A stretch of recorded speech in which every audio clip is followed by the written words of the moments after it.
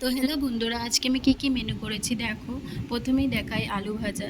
প্রথমে আলুগুলো ভালো করে কেটে তারপরে একটু জিরে শুকনো লঙ্কা ফোড়ন দিয়ে আলুটাকে ভালো করে ভেজে নিলাম, হালকা একটু হলুদ দিয়ে নুন হলুদ দিয়ে আলুটাকে ভালো করে ভেজে নিচ্ছি। দেখো আলুটা আমি চোপড়া শুদ্ধই করেছি, কারণ ওটাতে একটু টেস্টটা একটু ভালো হয়।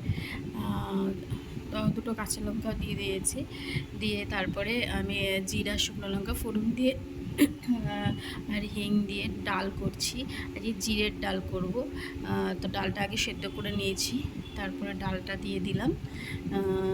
তো দেখো ডালটার এরকম কালার এসছে, দিয়ে ডালটা হচ্ছে এবার।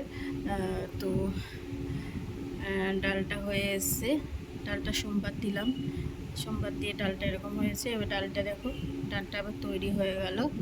এবার নামাবো, এবার রেডি। এই যে ডালটা নামিয়ে দিলাম, এবার একটু পাঁপড় ভেজে নিলাম।